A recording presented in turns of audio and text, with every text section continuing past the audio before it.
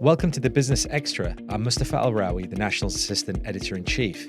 Today we're going to be talking about the disruptive forces in the Middle East and North Africa, whether to trade, supply chains, or digital trends. We're going to speak to global consultants, Alix partners, in a moment. Before we do that, if you like this show, please do subscribe. If you're on YouTube, hit that bell. Well, as I mentioned, we're talking about disruption, and in particular, the global consultants, Alix partners, have put together a disruption index. And this year, for the first time, they're going to be looking at the Middle East and North Africa. So let me welcome to the show Rob Hornby and Gabriel Chahine. Thank you so much for being with us. Hi, morning. Thank you. So as I mentioned, Alix Partners puts out the disruption index. It looks at sort of the forces at work and how companies and management are going to be handling them. But it seems as if when it comes to the Middle East and North Africa, that perhaps it's a slightly more optimistic picture, at least in terms of what the survey indicates. Gabriel, is this correct that it's more an optimistic scene at the moment? Yes, of course. It is more optimistic than the global results.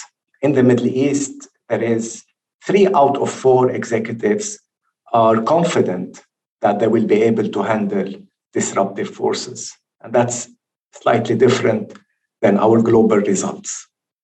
And this reflects the optimism of not only the government in the Middle East, but also the various private sector companies. The priority is, or the focus is, how to prioritize these disruptive forces, mostly around supply chain, workforce, and digitization. I mean, Rob, you kind of cover the wider region, the EMEA for Alix Partners. What's your perspective here in terms of the findings, but also, why is a consultant like yours looking at these disruptive forces in the first place? Let me start with the second point. So Alix Partners is a consultancy, but with a bit of a twist. Our focus is really in what we call the when it really matters situations. So be that a bad situation requiring restructuring or a good situation like a carve out or a merger, we focus on those critical situations and we're very focused on complex implementation. That's really our specialist area. And so disruption is really our marketplace. And we put the disruption index together to help our clients understand what is happening better than they would otherwise. In terms of the situation in the Middle East, I would say proactivity of government is a very distinguishing factor. The government is thoughtful about these issues, I think very proactive about these issues. And if you look at our recommendations, I think there's good evidence that governments in the region are thinking about disrupting themselves. They're very focused on talent and the region becoming a talent hub. There's an action orientation and a speed to taking action, which is not necessarily replicated elsewhere. And digital is a high priority. So we see all 4 of our recommendations enacted by government in a situation that I think is rare and differentiated compared to the global scene. And Gabriel, in terms of the region, I mean, that's your focus for Alix Partners.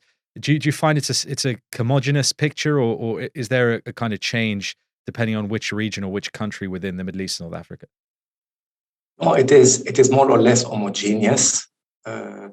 What we're seeing in the region is the increasing effort of the governments to take a more proactive role to promote the new industries, to attract talent, and they are putting behind very large investments in order to make sure to move the needle on talent, employment, partnerships, and capabilities building.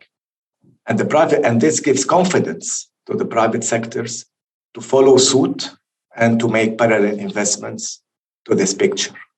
I feel at the moment that there are no forces that aren't disruptive at work today. I mean, I'd love to know if there is something that's keeping the status quo, if you like, indicates that most executives feel resilient. They feel that they can tackle things, and as you were saying, government has been proactive in many countries in terms of policy, in terms of helping both the public and private sectors to cope with whether it was the impact of COVID or climate change or even beforehand in terms of globalization breaking down.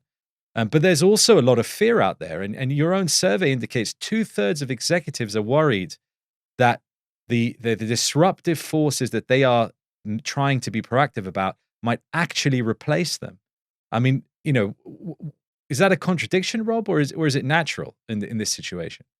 I think it's a strange dichotomy, but it perhaps is understandable. I think the role of CEOs and executives has changed. When I was first in business, I think we thought we had some kind of right to periods of continuity.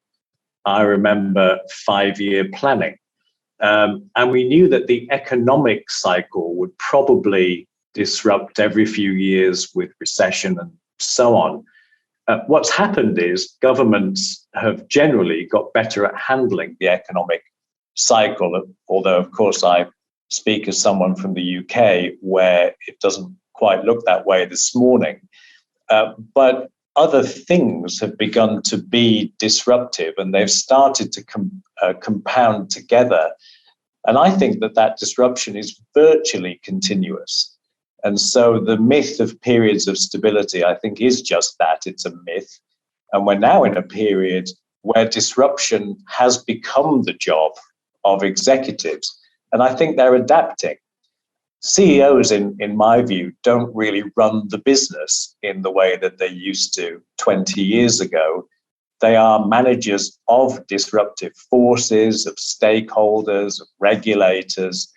And actually, a lot of the day-to-day management of the business is done elsewhere. So we see adaptation. I think senior leaders are getting used to continuous disruption. I think the reason that they fear for their jobs, I have a friend of mine who's a Silicon Valley marketing manager, and he said to me the other day, we're always one click away from extinction. And the reason you might be one click from extinction is that you might find by following a link that someone out there has rendered you obsolete. And so I think we are living with that threat of being disrupted by competition or new business models.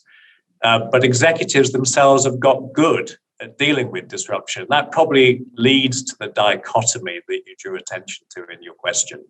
Yeah, and I can understand that there is, uncertainty and concern, but a kind of responsibility and a duty to make sure that the future is taken care of. And Gabriel, if I can turn to you for a sec, in terms of what you've seen with your clients and people you've spoken to here in the Middle East, North Africa, the climate change discussion, how much of that is filtering through to actual strategic decisions? Or does it remain with executives here a case of getting the PR right? How much has that subject seeped into the day-to-day? Most of the executives and government officials we work with today are optimistic about the economies in the region, despite the uncertainties and the geopolitical tensions happening in neighboring and in European countries. And they are looking at this opportunity as it's a great opportunity for them to double down on what they are trying to do and try to invest in new technologies and in new talent development. When it comes to climate change, it's always on top of executives' agenda. And they are increasingly asking for support, especially that COP27 is happening in Egypt in the next couple of months, and it's on top executives' agenda. Yeah, it very much is. And of course, the following year, COP28 will be in the UAE. And so the region is hoping to have a leadership role when it comes to policy and action on climate. We're used to being here sort of a center for energy production, but very much they want to be at the forefront of sustainability efforts, but also the energy transition, which is both a disruptive force as well as potentially a solution to some of the problems coming up. But I think if we you mentioned something about talent there, Gabriel, and for both you and Rob, I assume that a lot of the conversations when it comes to helping with the disruptive forces, how do you get the right talent in to deal with that? And it seems that despite there being a large and long-term understanding that we need job creation to meet the young population here, that it's still a mismatch out there. There's still a mismatch, I should say, between the workforce requirements in terms of people needing jobs, but also what employers need. And it's a matter of, as your survey suggests, critical skills gap, in investing in also the right tech, the AI and automation that's required to balance out between efficiency and talent, but also retaining and developing a diverse workforce. So kind of, how big a piece of the problem or the opportunity is the whole workforce question? Let me start with a bit of global perspective on that. There was a lot in that question. And I'm not sure that we've seen a settled situation, and maybe we never will see a settled situation. A headhunter friend of mine called me the other day and he said, "We've been saying for years that there's a war for talent because it's good for our business, but now there really is." And we've seen these extraordinary heated markets for talent, people being offered new roles literally in the first call. I don't think that's actually good for anyone in the long term, but it's been a feature of our recent past. I think the more disruptive forces are the deeper and longer term ones. You mentioned skills. That's a big challenge. I think our education systems are not producing the people with the skills that we need, and there's adaptation to be done there. I think employers need more involvement in shaping some of those courses that people go on. Automation and robotics has been touted as a huge disruptive force for a long time. It's been more gradual, I think, than people predicted, but it is taking hold slowly. And we have to accept that the generations that have come up behind people like me don't want the same things that I did when I entered the employment market. They're very concerned about values and ethical issues. They want some balance in their lives. They're more multifaceted, and who are we to criticize them? And so I think employers are having to adapt as well to a different set of expectations. And that will take time. Of course, some of those people are just starting to become leaders in our businesses, and that is going to bring a whole new wave of disruption, I think for the better, perhaps. Let me just comment on that point. The fact is, based on what we're seeing in the region, is that organizations today will not carry them to where they want to be at perpetuity. And that's a fact. That's a big challenge. And the jobs that needs to be done are jobs that have not been done before. Hence, the pressure on employers to find and to source jobs, not only for executives or elite jobs, but at all levels. What is becoming increasingly important, and we're seeing that in the region increasingly, is to fill in jobs around artificial intelligence, about consumer insights, about data analytics. Because as you know, organizations, especially in the regions, are very rich in data, but poor in insights. I hear what you're saying, both of you, Rob and Gabriel, in terms of where we're at. I find there's a heavy irony here, because over the past decade, people were encouraged to start up companies and disrupt, right? Get out there and disrupt, solve problems, shake things up. And it kind of became a kind of, a badge of honor if you were out there disrupting. And now, the disruptive forces are bigger than everybody. It's even, I mean, while big tech might have been disrupting, now I think they're even being buffeted by some of the forces at play at the moment. And so, is there a sense that we don't have control? And do you think that we will ever get back to that point where we feel we have control, whether it's, in terms of, as you mentioned earlier, Rob, 5-year cycles or whatnot? Or is this essentially, to use a cliche, the new normal now? We have to just get used to it. Well, I think the new normal is that there is no normal. And of course, that is a cliche. I happen to think it's true. I don't think we will ever be in control in the sense that you might have been intimating, because technological developments are too rapid. I think geopolitical issues are unpredictable. We've certainly seen that in 2022. And I suspect that this kind of dynamic is here to stay.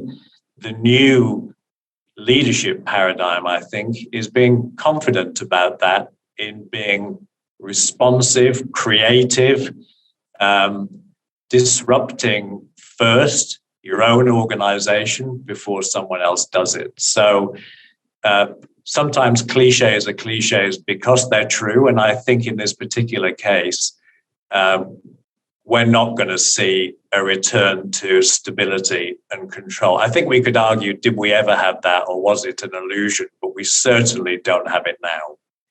Just to build on that point, people we work with, executives and government officials, start to realize that wait and see is not an option anymore. And we often, at Alix Partners, because we come in situational analysis, they ask us to start. So the important thing is to start small and scale up. A decent plan with execution is much better than a perfect plan with pure execution capabilities. And we're seeing more and more that our clients are inviting us to start a transformation journey where the scope is not clear, but we adapt, we show quick wins, and this is how the shareholders get more comfort about the journey. Could I just add something to that? I'm a technologist by background, and the fact that we now have a digital person leading the EMEA region is probably some kind of indication of disruption in itself. But there's a finding in our survey about how poor digital transformation is in the execution stage. That's a really big issue. And Gabby was just talking about something very important there, which is start small, get it right, and then scale. What we see too much of is grand plans that end up in extremely expensive places, very rarely meeting the original objectives. And I read a book in the 1980s that had the wisest saying, I think, that I've ever read, which is, if you don't know what you're doing, don't do it on a large scale. And I think there's something to learn there in the digital arena. Pick something really important to the business, solve it on a small scale, and when it's working, scale it up. And if we saw more of that, I think we would see a different picture of executional success. Rob Hornby, Gabriel Chahine from Alix Partners, thank you so much for being with us. Thank you for having us. Pleasure. That's all we've got time for today. All that remains to thank our production team and you all for being with us. Do join us again next time.